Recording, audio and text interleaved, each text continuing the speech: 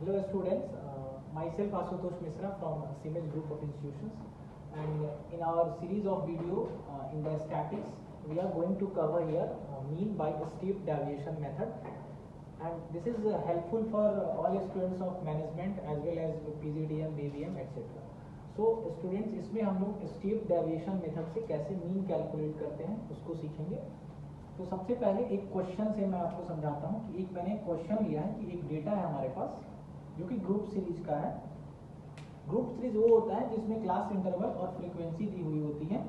तो आपके क्वेश्चन में क्लास इंटरवल और फ्रीक्वेंसी दिया रहेगा, बाकी ये सारी चीज़ें आपको कैलकुलेट करके लिखनी है। तो सबसे पहले ये हमारा क्लास इंटरवल दिया हुआ है स्टूडेंट्स, और ये उसकी रेस्पेक्टिव करस्पॉन्डिंग हमारी फ्रीक्वेंसी दी हुई है।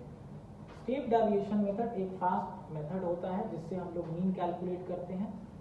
फॉर्मूला क्या होता है स्टेप डेविएशन के लिए? एक्स बार, जिसको हम मीन को डिनोट करते हैं एक्स बार से। फॉर्मूले में ये लिखते हैं हम A plus summation f i u i upon summation f i into i, जहाँ पे सबका मीनिंग आपको बता देते हैं।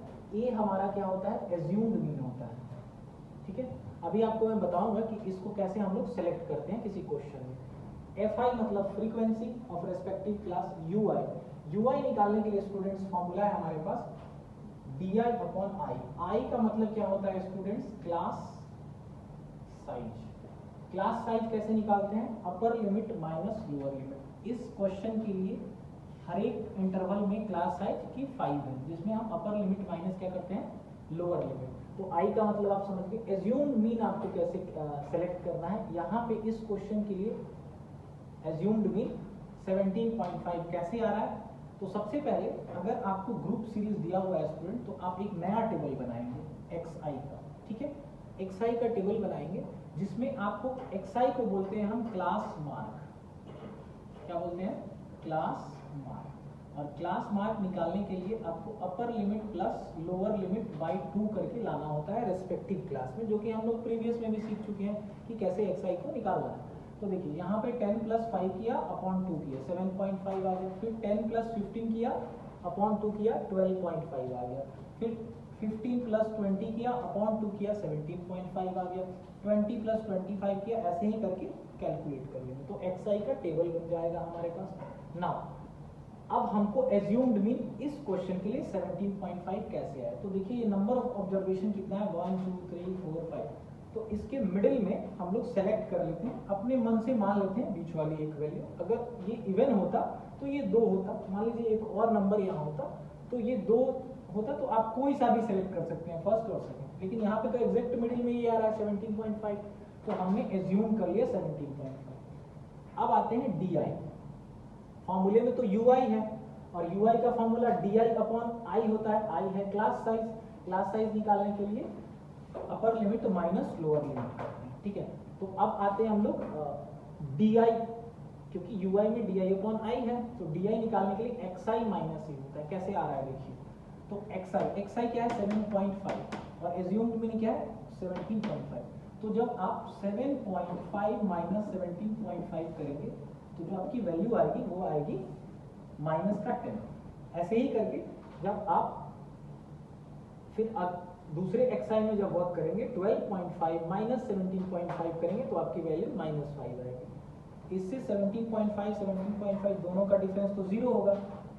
बाद में जो होगा 17.5 और 22.5 माइनस 17.5 क्या डिफरेंस होगा? 5, और बाद में पॉजिटिव हो जाएगा, यहाँ 10 हो जाएगा। अब आते हैं यू आई निकालते हैं। तो यू आई जो जिसका यूज हम अपने फॉर्मूले में करते हैं, तो now we have U I is equals to D I upon I. इसका मतलब ये हुआ कि जैसे ये डी आई की वैल्यू -10 है, तो आई की वैल्यू क्या है? 5 क्लास साइज की।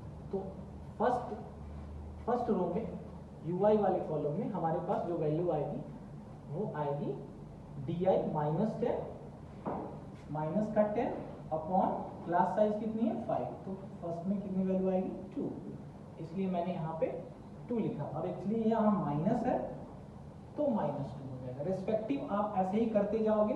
देखिए यहाँ पे डी आई ये -5 है, तो -5 मतलब यहाँ पे मैं लिख भी सकता हूँ। ये कैसे आ रहा है? -10/5 करने से आ रहा है।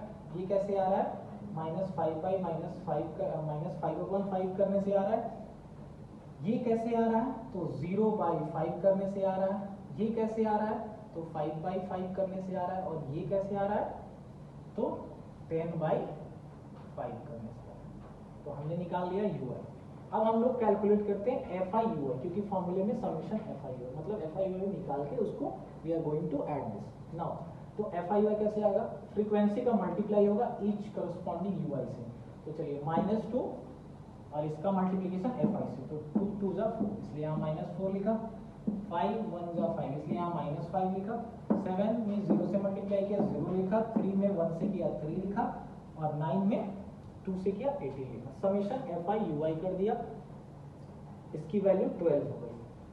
FI समेशन FI की वैल्यू 26 हो गई। तो दो वैल्यू हमने कर लिया, एक ही वैल्यू मुझे पता है, एज्यूम्ड में 17.5 है, और I क्लास साइज है 5 है। सारे वैल्यू को हमने क्या किया, पुट किया। तो now we are going to put all the respective value in respective. तो A की वैल्यू 7.5 है, 12/26 हो जाएगा, क्योंकि FI/UI 26 है, और FI की वैल्यू 26 है, FI/UI 12 है, क्लास साइज 5 है, 17.5 हो गया। इसको कैलकुलेट करेंगे, 6 5 30, 30/13 होगा 2.30, ऐड कर देंगे 19.80, and that's our answer. So this is the whole concept mean by steep deviation method. Thank you, students.